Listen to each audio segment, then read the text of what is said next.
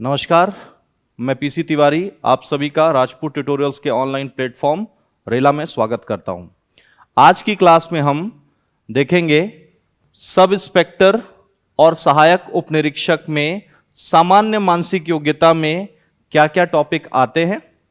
ठीक है, तो सबसे पहले हम टॉपिक को देखेंगे, दैट मीन्स सिलेबस डिस्कस करेंगे और सिलेबस डिस्कस करने के बाद हर एक टॉपिक से कुछ ना कुछ क्वेश्चन लेंगे और उसके बेसिक कंसेप्ट को देखेंगे कि कैसे उन क्वेश्चंस को हम बना सकते हैं।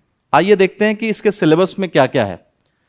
तो सबसे पहला जो टॉपिक है वो है दर्पण एवं जल प्रतिबिंब, that means mirror and water images. ये हमारा पहला टॉपिक है। नेक्स्ट टॉपिक जो है वो है डाइस। थर्ड टॉपिक आपका घन एवं घनाभ है। फिर आपका टॉपिक आता है वेन आरेख, वेन डायग्राम। फिर एक टॉपिक है सन्निहित आकृति, दैट मीन्स एम्बेडेड फिगर। फिर आता है आकृति पूर्ण करना, कंप्लीटिंग द शेप। फिर आता है आपका सांकेतिक भाषा, कोडिंग एंड डिकोडिंग। फिर आता है लुप्त पद ज्ञात करना, that means inserting missing term. फिर आता है आपका श्रेणी एवं अनुक्रम, सीरीज एंड सीक्वेंसेस। और लास्ट में आपका इसमें क्या आता है, ब्लड रिलेशन। तो ये लगभग आपका सिलेबस है जो इस पर्टिकुलर पेपर में पूछा जाता है। तो आइए स्टार्ट करते हैं हमारे पहले टॉपिक से, जिसका नाम है दर्पण एवं जल प्रतिबिंब। तो इसमें किस तरह के क्वेश्चन आ सकते हैं? तो दर्पण एवं जल प्रतिबिंब में दो तरह के क्वेश्चन आ सकते हैं। एक तरह का क्वेश्चन ये हो सकता है कि कोई डायग्राम दिया हो और उस डायग्राम में आपको कहा जाए कि बताइए इसका दर्पण प्रतिबिंब क्या होगा, दैट मीन्स मिरर इमेज क्या होगा। या कोई क्वेश्चन दिया जाएगा और आपको कहा जाएगा कि इसका जल प्रतिबिंब क्या होगा और आपके पास डायग्राम रहेगा और ऑप्शन रहेगा, उसके हिसाब से आपको करना है। कुछ और भी क्वेश्चंस हो सकते हैं, जैसे कि एक बेसिक क्वेश्चन पूछा जाता है कि घड़ी में, जैसे कि यहां देख रहे हैं, यदि किसी घड़ी में 4:20 हो रहे हैं तो बताइए दर्पण में कितना समय हो रहा होगा। यह भी इस तरह का भी क्वेश्चन आ सकता है। तो इसमें बनाने का तरीका बड़ा सिंपल सा है। एक तरीका तो वही कि जो मिरर और वाटर इमेजेस में करते हैं कि सबसे पहले आपने डायग्राम बनाया और आपको पता है किसी भी डायग्राम का टॉप होता है, बॉटम होता है, लेफ्ट होता है और क्या होता है, राइट। यदि हम दर्पण प्रतिबिंब के बारे में बात कर रहे हैं तो आपको पता है कि लेफ्ट राइट हो जाएगा, राइट क्या हो जाएगा, लेफ्ट हो जाएगा। बट टॉप और बॉटम जो रहेगा वो एज इट इज रहेगा। एक तरीका क्या हो सकता है इस क्वेश्चन को बनाने का कि हम सबसे पहले एक घड़ी लें, ठीक है। उस घड़ी में हम क्या करें, 4:20 को रिप्रेजेंट करें। 4:20 को हम लोग क्या करें, रिप्रेजेंट करें। तो ये 4:20 को मान लीजिए हमने रिप्रेजेंट किया, ठीक। तो 4:20 को रिप्रेजेंट करें, फिर हम लेफ्ट और राइट ये सारी चीजों को देखें और उसके बाद हम जवाब दें। लेकिन इस तरह से जवाब देने से आपको टाइम ज्यादा लग सकता है और गलती होने के चांसेस ज्यादा हैं। तो एक चीज का ध्यान रखें, ये ट्रिक या शॉर्ट जैसा भी आप बोल सकते हैं। पॉइंट यह है कि जब कभी भी हमारे को मिरर इमेज के बारे में कहा जाएगा, मिरर इमेज के बारे में कहा जाए, तो इस मिरर इमेज में ध्यान रखना कि यदि हम क्लॉक के बारे में बात कर रहे हैं या मिरर इमेज के बारे में हम बात कर रहे हैं मिरर में, तो हमें कोई भी टाइमिंग जो दी रहेगी उसे हमें 12 o'clock से माइनस करना है। 12 o'clock का मतलब होता है 11:60। क्या मतलब होता है, 11:60। तो हमें एक समय दिया है 4:20। तो इस 4:20 को हमें इससे माइनस करना है। जैसे ही माइनस करेंगे, 60 को 20 से माइनस करेंगे तो कितना आएगा, 40। और 11 को 4 से माइनस करेंगे तो कितना आएगा, 7। तो ये आपका फाइनल आंसर है, 7:40। तो ऑप्शन क्या हो गया, बी। तो आप देख रहे हैं कि इस क्वेश्चन को बनाने के लिए हमें किसी डायग्राम की रिक्वायरमेंट नहीं है, ना हमें लेफ्ट और राइट देखना है। हमें सिर्फ यह ध्यान रखना है कि यदि कोई क्वेश्चन क्लॉक में पूछा जाता है और उसमें दर्पण के बारे में बात हो रही है या मिरर के बारे में बात हो रही है, तो सीधा सीधा उस टाइमिंग को क्या करना है, 1160 से माइनस करना है। यदि टाइमिंग 1160 से ज्यादा हो तो उस कंडीशन पे ध्यान रखना है कि उसे हमें 2360 से माइनस करना होगा। बस इतना बेसिक कंसेप्ट याद रखिए। क्लॉक में यदि मिरर का कोई प्रॉब्लम आएगा, मतलब मिरर से रिलेटेड कोई प्रॉब्लम आता है, तो उसको आप बड़ी आसानी से बना सकते हैं। तो जैसे हम मिरर के बारे में बात कर रहे हैं, वैसे ही हम किसके बारे में बात कर सकते हैं, जल प्रतिबिंब के बारे में भी हम बात कर सकते हैं। तो यहां क्वेश्चन में लिखा है, यदि किसी घड़ी में 3:25 हो रहे हैं तो बताइए जल में देखने पर कितना समय हो रहा होगा। दैट मीन्स यदि हम उसे वाटर में देखते हैं तो कितना समय हो रहा होगा। फिर से वही पॉइंट है कि यदि आप चाहें तो इसे क्या कर सकते हैं, डायग्राम से बना सकते हैं। तो डायग्राम से बनाएंगे तो पहले आपको समझना होगा कि टॉप बॉटम हो जाता है और बॉटम क्या हो जाता है, टॉप हो जाता है। बट ये जो लेफ्ट और राइट है वो एज इट इज रहता है। किस केस में एज इट इज रहता है, तो ये जल प्रतिबिंब के केस में एज इट इज रहता है। लेकिन मैंने आपको बोला कि डायग्राम से बनाने पर आपको समय लगेगा, इसीलिए हमें इसके लिए भी एक शॉर्ट पॉइंट देखना पड़ेगा। तो शॉर्ट पॉइंट यह कहता है कि यदि हमें क्वेश्चन में कहा गया है कि हमें इसे वाटर इमेजेस के हिसाब से बनाना है, किसके हिसाब से बनाना है, वाटर इमेजेस के हिसाब से बनाना है, तो उस सिचुएशन में हम क्या कर सकते हैं, वाटर इमेजेस के हिसाब से, कि हमें इसे 630 से माइनस करना होगा। तो एक चीज हमेशा ध्यान रखिए, यदि हम वाटर इमेजेस के बारे में बात कर रहे हैं तो 630 स्टैंडर्ड टाइमिंग है। जो भी आपको क्वेश्चन दिया गया है, टाइम दिया गया है, उसको इससे माइनस करिए। तो किससे माइनस करेंगे, 3:25 को माइनस करेंगे। तो जब आप 3:25 को माइनस कर रहे हैं तो 30 में से 25 जा रहा है तो कितना बचेगा, 5। 6 में से 3 जाएगा तो कितना बचेगा, 3। तो ये आपका आंसर हुआ 3:05।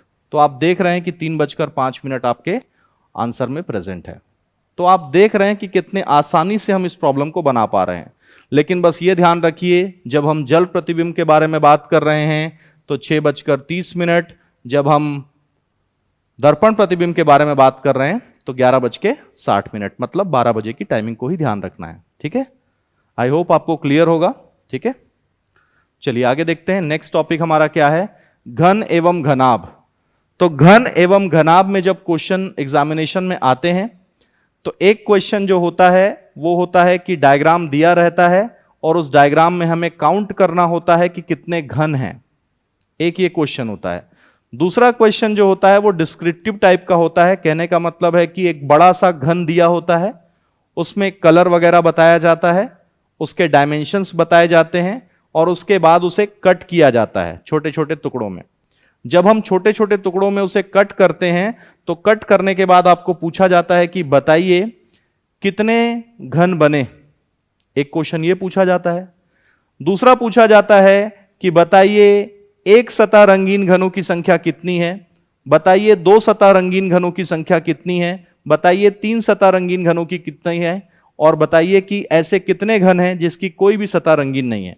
मतलब यदि हम घन और घनाभ की बात करें तो इस घन और घनाभ में कुल मिलाकर मैक्सिमम टाइम जो है वो आपके 4 तरह के क्यूब मिलते हैं। ठीक है,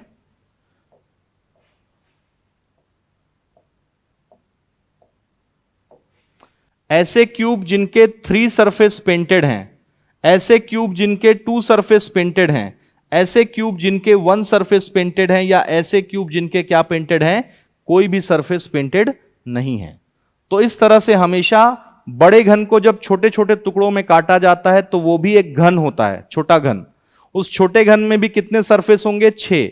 लेकिन 6 के 6 सरफेस पेंट नहीं होते हैं। तो कुछ सरफेसेस होते हैं जो क्या होते हैं, पेंट होते हैं। उन्हीं के क्लासिफिकेशन में मैं आपको बता रहा हूं कि उन 6 सरफेस में से जो छोटे घन हैं उसमें से कुछ घन ऐसे होते हैं जिनके 3 सरफेस पेंटेड होते हैं, कुछ घन ऐसे होते हैं जिनके 2 सरफेस पेंट होते हैं, कुछ घन ऐसे होते हैं जिनके 1 सरफेस, और कुछ ऐसे भी होते हैं जिनके क्या होते हैं, कलरलेस होते हैं। तो घन के कंसेप्ट में आप ये ध्यान रखिएगा, यदि 0 सरफेस की बात कर रहे हैं तो 0 सरफेस के लिए फॉर्मूला होता है n-2 इसका क्यूब, n-2 का क्यूब। यदि हम 1 सरफेस की बात कर रहे हैं तो 1 सरफेस में ध्यान रखिएगा 6n-2 का स्क्वायर। यदि 2 सरफेस के लिए बात कर रहे हैं तो इसके लिए हो जाएगा 12n-2, और 3 सरफेस के लिए मैक्सिमम टाइम आंसर जो रहता है वो 8 ही होता है। तो ये हमारा फॉर्मूला है। इस फॉर्मूले के बेसिस पर हम लोग प्रॉब्लम को बड़ी आसानी से बना सकते हैं। सिर्फ और सिर्फ हमें इस n की वैल्यू का पता होना चाहिए। यदि हमें n की वैल्यू पता है तो हम n की वैल्यू से बड़ी आसानी से प्रॉब्लम बना सकते हैं। ठीक है, तो एक है n की वैल्यू को कैलकुलेट करने के लिए कि यदि हमारे पास टोटल नंबर ऑफ क्यूब दिए हैं कि कुल घनों की संख्या कितनी है, तो जितनी भी कुल घनों की संख्या रहेगी वो हमेशा n की पावर 3 के बराबर होगा। किसके बराबर होगा? n की पावर 3 के बराबर होगा। तो आइए हम देखते हैं कि क्वेश्चन में कैसे हम इसको प्रोसीड करेंगे। जैसे हमारे पास यहां पर एक क्वेश्चन दिया गया है, आप देख रहे हैं कि क्वेश्चन में लिखा है कि 5 सेंटीमीटर कोर वाले घनों के सभी 6 फलकों को लाल रंग से रंगा गया है। रंगने के बाद पुनः उसे 125 इकाई वाले घनों में काट दिया जाता है। बिना रंगे वाले फलकों की संख्या बताइए। बिना रंगे वाले फलकों के घनों की संख्या आपको बतानी है। इसका मतलब है कि आपको कलरलेस बताना है। क्या बताना है? कलरलेस बताना है। मतलब आपको जीरो सरफेस पेंटेड क्यूब बताने हैं। क्या बताना है? Zero surface painted cube. आप देखिए, जीरो सरफेस पेंटेड क्यूब का फॉर्मूला क्या होता है? n-2 का क्यूब। और n की वैल्यू को कैलकुलेट करने के लिए टोटल नंबर ऑफ क्यूब हमेशा n टू द पावर 3 के इक्वल होगा। तो यहां पर हमें कहा गया है कि कुल घनों की संख्या कितनी है? 125 है। इसका यह मतलब है कि टोटल नंबर ऑफ क्यूब कितने हैं हमारे पास? 125। ये 125 किसके बराबर होगा? n टू द पावर 3 के। अब 125 को हम क्या लिख सकते हैं? 5 टू द पावर 3 लिख सकते हैं, जो कि n की पावर क्या है? 3 के इक्वल होगा। अब दोनों को आप कंपेयर करेंगे तो आप देख रहे हैं कि n जो है वो किसके इक्वल हो गया? 5 के इक्वल हो गया। अब हमें पता है कि जीरो सरफेस का क्या फॉर्मूला होता है? n-2 का क्यूब होता है। क्या होता है? n-2 का क्यूब। n की वैल्यू 5 है, पुट करिए। 5 - 2 कितना हो जाएगा? 3। तो 5 - 2 पावर में कितना हो जाएगा? क्यूब। तो 3 to the power 3 that is 27। तो आपका फाइनल आंसर कितना हो गया? 27 हो गया। ऐसे और भी प्रॉब्लम हैं जो इस टॉपिक में कराए जा सकते हैं। फिलहाल मैंने एक बेसिक प्रॉब्लम आपको लिया हुआ है कि यदि हमारे को टोटल नंबर ऑफ क्यूब दिया है और कलरलेस आपसे पूछ रहा है कि कलरलेस क्या होगा, तो बड़ी आसानी से आप इस क्वेश्चन को बना सकते हैं, बशर्ते आपको फॉर्मूला पता हो कि जो मैं आपको बता रहा हूं कि फॉर्मूला क्या है कलरलेस का, तो उसकी हेल्प से आप इसको बना सकते हैं। ठीक है, आइए देखते हैं नेक्स्ट टॉपिक क्या है आपका इसमें। वेन आरेख। सबसे ज्यादा जो क्वेश्चन पूछा जाता है वो इसी टॉपिक से पूछा जाता है कि वेन आरेख में क्या क्या क्वेश्चन आता है। वेन आरेख में जनरली एक डायग्राम होता है, उससे रिलेटेड आपके क्वेश्चन आते हैं। तो आइए देखते हैं कि वेन आरेख में किस तरह के क्वेश्चन आते हैं। जैसे हमारे पास यहां पर एक क्वेश्चन दिया हुआ है, ठीक है, यहां पर हमारे पास एक क्वेश्चन है। ये डायग्राम आप देख पा रहे हैं कि ये डायग्राम बना हुआ है। ठीक है, इस डायग्राम में ये आपका क्या है? रेक्टेंगल शेप है। ये आकृति क्या है? सर्कल है। और ये आपका क्या है? ट्रायंगल है। तो सबसे पहले इस तरह के क्वेश्चन में एग्जामिनर जो है वो क्वेश्चन में डिस्क्राइब करता है कि कौन सा शेप किस चीज को रिप्रेजेंट करता है। ये पहले एग्जामिनर डिफाइन करता है और उसके बाद आपसे क्वेश्चन पूछता है। तो सबसे पहले आप ये देखिए कि इस क्वेश्चन में आपको क्या क्या डिफाइन किया गया है। तो यदि हम क्वेश्चन को ठीक से पढ़ रहे हैं तो क्वेश्चन में बताया गया है कि एक वेन आरेख खेल अकादमी के छात्रों और उन खेलों को दर्शाता है जिन्हें वे खेलना पसंद करते हैं। आयत क्रिकेट खिलाड़ियों का प्रतिनिधित्व करता है। मतलब ये जो रेक्टेंगल शेप है आपका, वो किसको बता रहा है? क्रिकेट को बता रहा है। नेक्स्ट पॉइंट कहता है, देखिए आयत मतलब रेक्टेंगल, ये किसको बता रहा है? क्रिकेट को बता रहा है। वृत्त जो सर्कल है वो किसको बता रहा है? फुटबॉल को बता रहा है। मतलब ये जो चीज है वो किसको रिप्रेजेंट कर रही है? फुटबॉल को। और आखिरी वाला जो त्रिकोण है वो टेनिस खिलाड़ियों को रिप्रेजेंट करता है। मतलब ये जो है वो किसको रिप्रेजेंट कर रहा है? टेनिस को। तो ऐसा क्वेश्चन में आपको दिया हुआ है। आइए देखते हैं कि क्वेश्चन में बनाना कैसे है। इसको क्या पूछा गया है? कितने छात्र केवल क्रिकेट खेलते हैं? क्वेश्चन में क्या लिखा है कितने छात्र केवल क्रिकेट खेलते हैं? जब इस क्वेश्चन को आप देख रहे हैं तो यह किसको रिप्रेजेंट करता है? क्रिकेट को। यह किसको रिप्रेजेंट करता है? फुटबॉल को। और यह किसको रिप्रेजेंट कर रहा है? त्रिकोण को। तो यदि केवल क्रिकेट खेलने वालों के बारे में बात की जा रही है तो यह डायग्राम आप देखिए, ये जो डायग्राम है इसका ये जो शेप है ये क्रिकेट खिलाड़ियों को बताता है। केवल क्रिकेट बोल रहा है, मतलब ऐसा हिस्सा चाहिए जो सिर्फ और सिर्फ इस रेक्टेंगल बॉक्स में हो, सिर्फ रेक्टेंगल बॉक्स में। इस 8 को आप नहीं ले सकते। क्यों नहीं ले सकते? क्योंकि ये सर्कल में भी है और इस वाले ट्रायंगल में भी है। इसीलिए आपका इस क्वेश्चन का फाइनल आंसर क्या है? 18। ठीक है, इस क्वेश्चन का फाइनल आंसर क्या है? 18। आगे देखते हैं। ऐसे छात्रों की कुल संख्या कितनी है जो दिए गए खेलों में से केवल एक ही खेल खेलते हैं? सिर्फ और सिर्फ एक खेल खेलते हैं। तो सिर्फ एक खेल खेलने का मतलब ये 12 आएगा, 12 के साथ ये क्या आ जाएगा? 18, 18 के बाद ये क्या आ जाएगा? 5। तो 18 और 12 कितना हो गया? 30, 30 और 5 कितना हो गया? 35। तो इस क्वेश्चन का आंसर कितना होगा? 35। नेक्स्ट क्वेश्चन देखते हैं। टेनिस खेलने वाले छात्रों की कुल संख्या कितनी है किसी अन्य गेम के साथ या उसके बिना? एक चीज का ध्यान रखिएगा, वो तो अच्छी बात है एग्जामिनर की, उसने ऐसा डिस्क्राइब किया है। ठीक है, यदि वो डिस्क्राइब ना भी करे तो ध्यान रखिए, जब वो कह रहा है कि ऐसे छात्रों को चॉइस करिए जो टेनिस खेलते हैं, इसका मतलब है त्रिकोण में जितने लोग आ रहे हैं ना, ये ट्रायंगल में, वो सारे के सारे आ जाएंगे। तो 14 और 8 कितना हो जाएगा? 22, 22 और 5 कितना हो जाएगा आपका? 27। तो आपका आंसर कितना है? 27। ठीक है, क्वेश्चन में यदि यह कह देता कि केवल टेनिस खेलने वाले कितने हैं, तो ध्यान रखिए इस ट्रायंगल में सिर्फ और सिर्फ ये 5 है, इस 5 ही आंसर होता है इसका। ठीक है, बट यहां पर क्या कहा गया है? टेनिस खेलने वाले छात्रों की कुल संख्या कितनी है, इस तरह से क्वेश्चन आपको पूछा गया है। ठीक है, चलिए आगे देखते हैं। कुल मिलाकर खेल अकादमी में कितने छात्र हैं? इसका मतलब है कि इस डायग्राम के अंदर में जितने कंटेंट है सबको ऐड करिए। तो देखिए 18 है, ये क्या है? 12 है, तो ये दोनों मिलाकर कितने हो गए? 30, 30 और ये 14 कितना हो गया आपका? 44, 44 और 8 कितना हो गया? 52, 52 5 कितना हो गया? 57। तो यहां पर जो आंसर है वो फाइनल आंसर क्या है आपका? 57। फाइनल आंसर जो है वो क्या है आपका? 57। फाइनल आंसर है 57। तो इस तरह से वेन डायग्राम के क्वेश्चन आते हैं, बड़े इजी होते हैं, बशर्ते बस आपका लॉजिक क्लियर हो कि क्या करना है। सबसे पहला काम, हमेशा डायग्राम में जिस चीज के बारे में बताया जा रहा है वो मेंशन करिए और जो पूछा जा रहा है उसके हिसाब से आप जवाब दीजिए। तो फाइनल आंसर कितना है इसका? 57। नेक्स्ट टॉपिक जो है वो आपका है लुप्त पद ज्ञात करना। लुप्त पद ज्ञात करना मतलब कोई डायग्राम दिया होगा, उस डायग्राम में कोई ना कोई टर्म जो है वो मिसिंग होगी, उस टर्म को आपको फाइंड आउट करना है। जैसे क्वेश्चन एग्जांपल के लिए हम लोग ले रहे हैं, यहां पर हमारे पास एक डायग्राम है, यदि आप देख पा रहे हैं तो यहां पर हमारे पास एक डायग्राम है।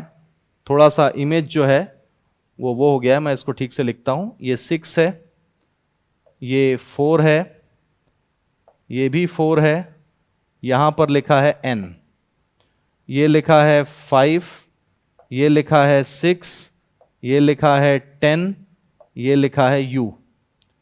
जब हम यहां जा रहे हैं तो ये है 4, ये है 1, ये है 7, यहां लिखा है l। इसको आपको फाइंड आउट करने के लिए कह रहा है, यहां पर है 14, यहां पर है 2 और यहां पर है 1। अब ये एक तरह का क्या है? इंसर्टिंग मिसिंग टर्म है, मतलब आपको बताना है कि इस डायग्राम में इस जगह पर क्या चीज आएगी। तो पहले आपको यह समझना होगा कि यहां पर जो कंटेंट आ रहे हैं वो कैसे आ रहे हैं। जब तक आप इस चीज को नहीं समझेंगे कि ये कंटेंट और ये कंटेंट कैसे आ रहा है, तब तक आप इसको नहीं बता पाएंगे। क्योंकि यहां पर जो टर्म्स प्रेजेंट हैं वो एक अल्फाबेटिकल टर्म है। तो हम देखते हैं कि 6 और 4 ऐड करते हैं तो कितना आता है? 10। 6 4 10, 10 4 14। तो आपको यह पता होगा कि जो n होता है, n का प्लेस वैल्यू कितना होता है? 14। ठीक है, तो ये 14 आ गया। 6 4 10, 10 4 14, 14। 10 6 16, 16 5 21, 21 किसकी प्लेस वैल्यू होती है? यू की। ऐसे ही 7 4 11, 11 और एक 12, 12 किसकी प्लेस वैल्यू होती है? एल की। तो ऐसे ही 14 2 कितना हो गया? 16, 16 और एक कितना हो गया? 17। तो यहां पर इसका टोटल जो है वो कितना आ रहा है? 17, 17 मतलब क्या? क्यू।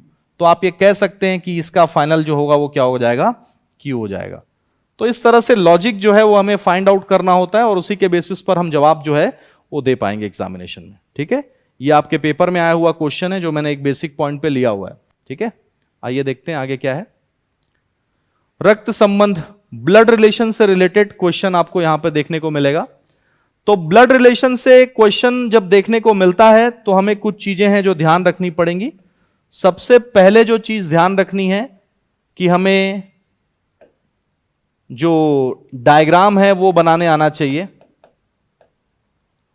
ठीक है, बिना डायग्राम बनाए क्वेश्चन जो है वो नहीं बन पाएगा, इसीलिए पहले आपको डायग्राम बनाना पड़ेगा। इसमें जो डायग्राम बनाया जाता है उसे कहते हैं ब्लड रिलेशन डायग्राम। क्या कहते हैं? Blood relation diagram. Blood relation diagram बनाने के बाद आपको जो पूछा जाता है एग्जामिनेशन में, जनरली दो टाइप के पॉइंट पूछे जाते हैं। वो दोनों पॉइंट, दो टाइप मतलब बेसिक तौर पे एक ही टाइप है, उसी को मैं आपको बता रहा हूं। जैसे लिखा जाता है ए का बी से क्या संबंध है। मान लीजिए ये क्वेश्चन में लिखा है ए का बी से क्या संबंध है, और मान लीजिए मैंने एक डायग्राम बनाया है कि ए फादर है किसका? बी का, और बी मान लीजिए क्या है? डॉटर है किसकी? ए की। अब आप बताइए कि इसका आंसर क्या होगा? डॉटर आंसर होगा कि फादर आंसर होगा? इसी चीज को आपको समझना है। यदि आप इस चीज को समझ गए तो प्रॉब्लम बड़ा आसान है, अदरवाइज डायग्राम बनाने के बाद भी गलतियां हो सकती हैं। तो जैसे मैंने डायग्राम बनाया तो यहां लिखा है ए का बी से क्या संबंध है। ए का बी से क्या संबंध है, यह आपको पूछा जा रहा है। तो यदि आपको यह चीज पूछी जा रही है कि ए का बी से क्या संबंध है, तो आपको यह आइडेंटिफाई करना है कि बोलने वाला पर्सन कौन है, बी बोलने वाला है कि ए बोलने वाला है। तो ध्यान रखिए जहां पर से वर्ड जुड़ा होता है वही बोलने वाला है, तो ये बोलेगा। ठीक है, ये क्या करेगा? बोलेगा। यदि ये बोलेगा तो किसको बोलेगा? अपने आप को तो नहीं कहेगा, समझ रहे हैं बात को? सामने वाले को कहेगा। तो बी है मतलब ये बोलेगा, तो ये बोलेगा तो जाहिर सी बात है वो क्या कहेगा? फादर कहेगा। ये थोड़े ना बोलेगा कि मैं डॉटर हूं। डॉटर हो तो तुम किसकी डॉटर हो, ये चीज क्लियर नहीं हो पा रही है ना। तो ध्यान रखिएगा जहां से वर्ड जुड़ा होता है उसे बोलना होता है। इसका मतलब यदि बी बोलेगा तो जाहिर सी बात है बी क्या कहेगा? कि फादर है। तो ए का बी से क्या रिश्ता है? तो फादर का रिश्ता है। ठीक है, इस तरीके से है। चलिए देखते हैं क्वेश्चन में, देखते हैं कि क्या पॉइंट होगा। जैसे ये क्वेश्चन आपके पेपर में आया हुआ था, ये क्वेश्चन जो है वो आपके पेपर में आया हुआ है। इसको जरा देखिए, लिखा है कि ए बी की बहन है। क्या लिखा है? ए बी की बहन है। तो सबसे पहले हम क्या करेंगे? ए बनाएंगे। ए जो है वो बी की सिस्टर है, तो ये बी हो गई। ए जो है वो बी की सिस्टर है, मतलब यहां पे क्या हो गया? एस। फिर लिखा है सी जो है वो बी की माता है। यहां क्या लिखा है? सी बी की माता है। तो बी की माता कौन है? सी। तो ये हो गई मदर। ठीक, नेक्स्ट जो पॉइंट है वो क्या है वो भी समझ लीजिए। नेक्स्ट पॉइंट लिखा है कि डी का पिता कौन है? सी। डी सी का पिता है, तो सी के फादर कौन है? डी। तो डी हो गए क्या? फादर। तो ये डी के पिता हो गए। ई जो है वो डी की मां है। ई जो है वो डी की मां है, तो ऊपर में कौन आ गया? ई आ गई। ये क्या है? मदर है। ये भी हो गया। अब लिखा है ए का डी किस प्रकार संबंधित है? ए डी से किस प्रकार संबंधित है, मतलब ये जो डी है वो इस ए को क्या कहेगा? तो आप देख रहे हैं ये दोनों भाई बहन हैं, ये उनकी मदर हैं, ये उनके पिता हैं। तो जाहिर सी बात है ये जब इसको कहेगी तो क्या कहेगी? दादा। दैट मीन्स एक्चुअल में क्या होता है, जब हम इंग्लिश की बात करते हैं तो इंग्लिश में ग्रैंड फादर किसको कहते हैं? नाना को भी कहते हैं, और दादा को भी कहते हैं। बट जब हिंदी की बात करते हैं तो हिंदी में अलग अलग रिलेशंस हैं, तो ध्यान रखिएगा सिमिलर रिलेशन ही आते हैं वहां पे, ठीक है। पॉइंट यहां पर है कि इसको बोलना है, तो जब इसको बोलना है तो वो इसको क्या कहेगी या क्या कहेगा इसको, क्योंकि ये सिस्टर है दैट मीन्स ये फीमेल है, इसीलिए इसको ये क्या कहेंगे, पोती। तो इस क्वेश्चन का जो आंसर है वो क्या है, पोती आंसर है। तो पोती फाइनल आंसर हुआ, ठीक है। तो इसको थोड़ा सा सिस्टमैटिक वे में बनाने के बाद ही आप प्रॉब्लम को बना पाएंगे, ठीक है। चलिए आगे देखते हैं। अब बारी आती है सांकेतिक भाषा की, कोडिंग एंड डिकोडिंग की, ठीक है। तो देखते हैं कि कोडिंग एंड डिकोडिंग में क्या रहता है। जैसे इसमें क्वेश्चन में आपको दिया हुआ है, सबसे पहले क्वेश्चन में क्या दिया है, मंकी। मंकी का कोड यहां पे आपको दे दिया गया है, ठीक। उसके बाद आपको पूछ रहा है कि टाइगर का कोड आपको बताना है। तो सबसे पहले आपको इसके रिस्पेक्ट में इसको बताना है कि ये कैसे फाइंड आउट हुआ। जब ये चीज लॉजिक समझ जाएंगे तब आप उसी लॉजिक को यहां पर अप्लाई करेंगे, तब आपका फाइनल आंसर आएगा। तो सबसे पहले आपको क्या लिखा है, मंकी लिखा है, और नीचे क्या लिखा है, एक्स सी एच जे जे जी। तो सबसे पहले हम लोग प्लेस वैल्यू पुट करते हैं। तो m की प्लेस वैल्यू को तो पता है कि 13 होता है, o का क्या होता है 15 होता है, n का क्या होता है 14 होता है, k का क्या होता है 11, e का क्या होता है 5, y का क्या होता है 25। ऐसे ही इसकी प्लेस वैल्यू लिखिए, तो ये क्या हो रहा है 24, ये क्या हो रहा है 3, ये क्या होता है h का 8, ठीक है। j का क्या होता है 10, इसका क्या होता है 10, और इसका क्या होता है 7। ये वर्ड है और ये उसका कोड है। हमें ये देखना है कि इस वर्ड के जो लेटर्स हैं उसके रिस्पेक्ट में इसके कोड को कैसे लिखा गया है।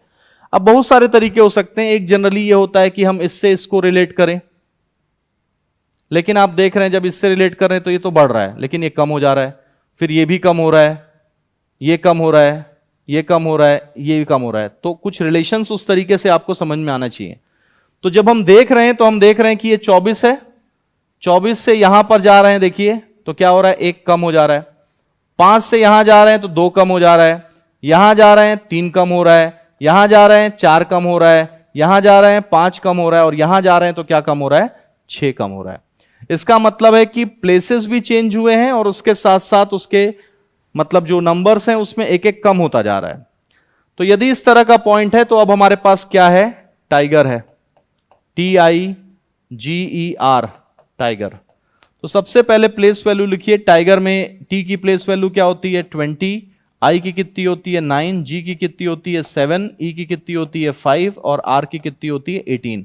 18 में एक कम करेंगे तो यहां क्या लिखूं मैं 17, 5 में 2 कम करेंगे तो क्या लिखूं 3, 7 में कितना कम करूं, इसमें 2 कम किया तो इसमें 3 कम करना है तो 4 लिखूंगा, इसमें 4 कम करूंगा तो 5 लिखूंगा, और इसमें 5 कम करूंगा तो कितना लिखूंगा 15। अब 17 किसका होता है, क्यू का, ए सी डी ई ओ। अब आप मैच करो कि ये किससे मैच होता है ऑप्शन में, उसके हिसाब से देखिए। तो क्यू सी डी ई ओ, क्यू सी डी ई ओ, तो आपका फाइनल आंसर क्या हो गया डी। इस तरह के क्वेश्चन कोडिंग एंड डिकोडिंग के भी आते हैं, ठीक है। आई होप आपको क्लियर होगा। नेक्स्ट क्वेश्चन है सन्निहित आकृति। आपको एक आकृति दी होगी, उस आकृति से रिलेट करती हुई बहुत सारी आकृतियां दी होंगी। आपको यह आइडेंटिफाई करना है कि वो आकृति इन आकृतियों में कहां छिपी हुई है। इसी को हम लोग क्या कहते हैं, एम्बेडेड फिगर भी कहते हैं या सन्निहित आकृति कहते हैं। तो चलिए देखते हैं, यह आपके पेपर का ही क्वेश्चन है। आपको पूछा जा रहा है कि बताइए ये आकृति कौन से डायग्राम में सन्निहित है।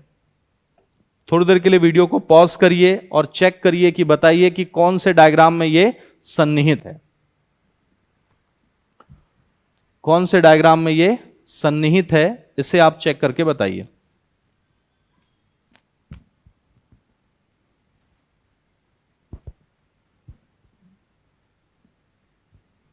आप देख रहे हैं कि ये ऐसा दिख रहा है, ये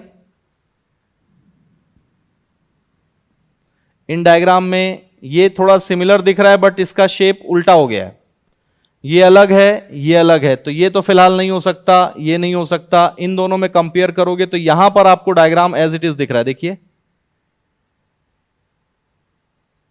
दिख रहा है आपको डायग्राम। इसका मतलब है फाइनल आंसर क्या है, सी है। इस तरीके से आपको देखना है, ठीक है। तो क्या करना है इस तरह के क्वेश्चन को, पहले आप देखिए कि ये शेप किससे किससे मैच नहीं करता, इससे नहीं करता, इससे नहीं करता, तो पहले उनको कट कर दीजिए, मेथड ऑफ एलिमिनेशन यूज करिए। फिर ए और बी आपके पास है, आप चेक करिए कि क्या क्या हो रहा है। तो यहां पे आप देख रहे हैं कि दिख तो रहा है सिमिलर, बट थोड़ा डिफर कर रहा है, इसीलिए इसको छोड़ करके हमने क्या किया, इसको किया, इसको जब मैच किया तो एग्जैक्टली वो मैच दिख रहा है, ठीक है। चलिए नेक्स्ट क्वेश्चन देखते हैं। श्रेणी एवं अनुक्रम, देखिए शायद ही कोई पेपर हो जहां पर सीरीज एवं सीक्वेंसेस से क्वेश्चन ना आए, सीरीज एंड सीक्वेंसेस से क्वेश्चन ना आए। हर एक पेपर में सीरीज एंड सीक्वेंसेस से क्वेश्चन रहता ही है, तो इसीलिए हमेशा ध्यान रखिए कि सीरीज और सीक्वेंसेस के प्रॉब्लम जो है वो आपको बनाने ही होंगे, ठीक है। चलिए यहां पर मैंने एक क्वेश्चन लिया है, आपको बताना है कि अगला पद क्या होगा। तो वीडियो को थोड़ी देर के लिए पॉज करिए और आइडेंटिफाई करने की कोशिश करिए कि इसका सीरीज का अगला पद क्या हो सकता है।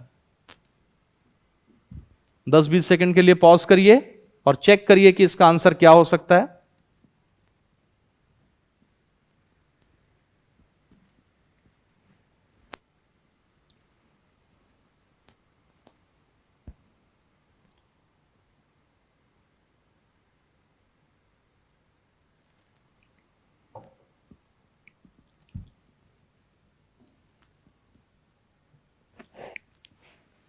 देखिए जनरली क्या करते हैं, इसको सब्सट्रैक्ट करते हैं, मतलब घटा रहे हैं। ये भी कम हो रहा है, ये भी कम हो रहा है, और ये भी। बहुत लोग इसको 9 आंसर देते हैं, उनको लगता है 9 दूनी 18, 18 दूनी 36, यहां तक तो क्लियर है। बट इस वाले पॉइंट पे तो दुगना नहीं हो रहा है ना ही इस वाले पॉइंट पे दुगना हो रहा है, इसका मतलब है 9 आंसर तो नहीं है। अब जब नेक्स्ट पॉइंट को आप देखते हैं तो आप देख रहे हैं ये 77 है, ये 49 है, ये 36 है, ये 18 है। तो आप ये थोड़ा सा गौर करिए कि इस थोड़ा अलग तरह का क्वेश्चन है ये। 7 को 7 से मल्टीप्लाई करिए, कितना आएगा 49, देखिए 49 आ रहा है, मतलब डिजिट्स को मल्टीप्लाई करके लिखा जा रहा है। 9 चौक 36, 6 तिया 18, तो 8 एकम 8, तो आंसर क्या हो गया 8 हो गया। क्लियर है। चलिए देखते हैं आगे। ये सीरीज वाले क्वेश्चन है, जनरली इसमें एक टाइप के और भी क्वेश्चन होते हैं, अल्फाबेटिकल वाले क्वेश्चन भी आते हैं। ज्यादातर अल्फाबेटिकल वाले क्वेश्चन बड़े इजी होते हैं, आराम से बन जाते हैं एग्जाम में, ठीक है। चलिए नेक्स्ट क्वेश्चन देखते हैं। आकृति पूर्ण करना, ये वाला क्वेश्चन भी आपके पेपर का ही क्वेश्चन है। जरा थोड़ा देर के लिए वीडियो को पॉज करिए और चेक करिए कि कौन से डायग्राम को आप इसको कंसीडर करेंगे। ये डायग्राम बड़ा सा दिया हुआ है, आपको ध्यान रखना है कि इस वाले शेप में कौन सा इनमें से शेप आएगा। एक बार चेक करिए और बताइए कि क्या आंसर आएगा।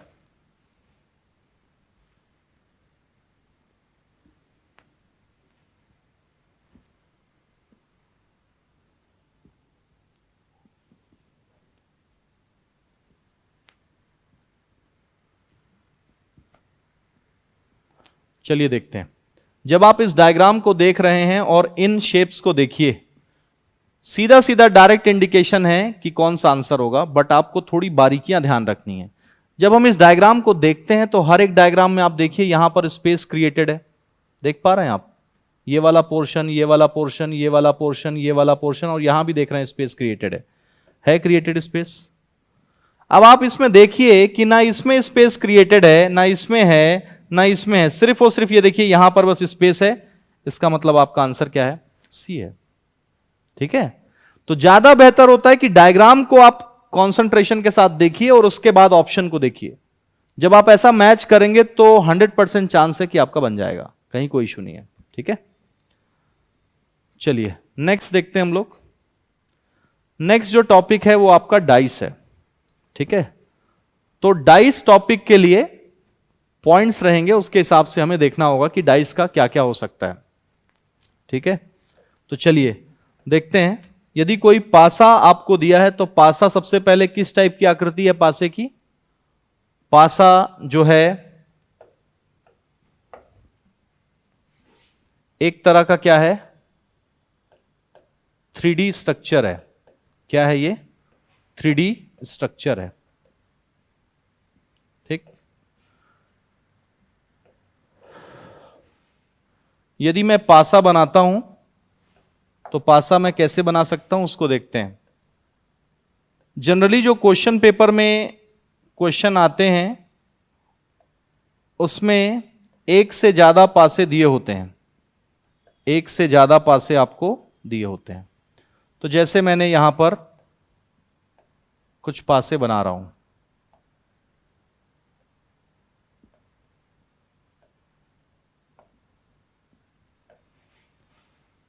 मान लीजिए मैंने यहां लिखा 2, यहां लिखा 1, यहां लिखा 5, यहां लिखा 3, यहां लिखा 4 और यहां लिखा मैंने 6। ये दो एक ही पासा है लेकिन उसको 2 बार क्या किया गया है, फेंका गया है। जब एक ही पासे को 2 बार फेंका जाता है, कभी 3 बार कभी 4 बार, इस तरीके से क्वेश्चन पेपर में क्वेश्चन होता है। तो जब कोई भी क्वेश्चन आपके पेपर में आएगा तो आपको कोई 2 पासा कंसीडर करना है, भले 3 दिया हो या 4 दिया हो। ठीक है, कुछ रूल्स होते हैं, थोड़ा ब्रीफ में, समराइज वे में या शॉर्टकट फॉर्म में मैं आपको कुछ बता रहा हूं, उसको आप ध्यान रखिएगा। यदि 2 पासे को आपने सेलेक्ट किया है, ये जो यहां पर जिस कंडीशन पर ये पासा बना है, ये हमारा एक फर्स्ट रूल है। फर्स्ट रूल कहता है डाइस में, यदि पहले पासे और दूसरे पासे को आप देख रहे हैं और आप ये देख रहे हैं कि कोई भी नंबर कॉमन नहीं है, 2 यहां 2 है क्या, नहीं, 5 यहां 5 है क्या, नहीं, 1 यहां 1 है क्या, नहीं, तो दोनों पासों में कोई भी नंबर कॉमन नहीं है। इसका मतलब सीधा सीधा है कि ये जो 2 है ना, इसके अपोजिट क्या होगा, 3 होगा। ये 5 दिख रहा है आपको, इस 5 के अपोजिट क्या होगा, 6 होगा। ये आपको 1 दिख रहा है, इस 1 के अपोजिट क्या होगा, 4 होगा। तो सीधा सीधा बात है कि फ्रंट के अपोजिट फ्रंट, राइट के अपोजिट राइट और टॉप के अपोजिट टॉप। ये हमारा पहला रूल है। बट ध्यान रहे ये रूल कब अप्लीकेबल होगा, जब दोनों पासों में ना तो कोई नंबर कॉमन होगा, ना ही कोई अल्फाबेट या कोई भी नोटेशन कॉमन नहीं होगा। उस कंडीशन पर आप इसको यूज कर सकते हैं। ठीक है, चलिए रूल नंबर 2 देखते हैं। रूल नंबर 2 कहता है कि कोई एक नंबर यदि कॉमन हो तो क्या होगा, समझिएगा। कोई एक नंबर यदि कॉमन हो तो क्या होगा। मैं यहां पर एक डाइस बना रहा हूं, इसी पर बेस करके कुछ क्वेश्चंस अभी मैं लूंगा ताकि आप समझ पाएं कि कंसेप्ट पॉइंट जो है वो उसमें कैसे यूज हो रहा है। डाइस के क्वेश्चन इजी होते हैं, बशर्ते बस आपको लॉजिक क्लियर होना चाहिए। यदि आपको लॉजिक क्लियर है तो दिक्कत नहीं जाएगी। देखिए, मैं यहां पे 2 लिया, यहां पे मैंने 3 लिया और यहां पे मैंने ले लिया 6, फिर यहां पे मैंने 2 लिया, यहां पे मैंने लिया 4 और यहां पे मैंने ले लिया 5। अब आप इस दोनों डाइसेस में देख रहे हैं कि एक नंबर कॉमन है। वो कौन सा नंबर कॉमन है, तो आप देख रहे हैं कि ये 2 जो है वो क्या है, कॉमन है। एक चीज और आपको देखनी चाहिए, वो ये है कि दोनों के दोनों जो हैं वो सेम सरफेस पे कॉमन है। ठीक, यदि ये दोनों सेम सरफेस पे कॉमन है तो डायरेक्टली आप ये कह सकते हो कि 3 का अपोजिट 4 होगा और 6 का अपोजिट क्या होगा, 5। यदि 3 का अपोजिट 4 है, 6 का अपोजिट 5 है, तो बाय डिफॉल्ट है कि 2 का अपोजिट क्या होगा, 1 होगा, क्योंकि टोटल 6 नंबर ही हैं। यदि 4 के बारे में क्लियरिटी है तो 5वां और 6वां ही एक दूसरे के अपोजिट होगा। ठीक है, यह हमारा रूल नंबर 2 है। लेकिन एक चीज का दिक्कत है इसमें, वो ये है कि अभी तो नंबर सेम सरफेस पे कॉमन था, यदि डिफरेंट सरफेस पे होगा तो कैसे करना है। तो डिफरेंट सरफेस के लिए बस एक चीज आप ध्यान रखिए, क्वेश्चन यदि यह पूछा जाए कि डिफरेंट सरफेस पे होगा तो क्या होगा, तो क्या करना है वो मैं आपको बताता हूं।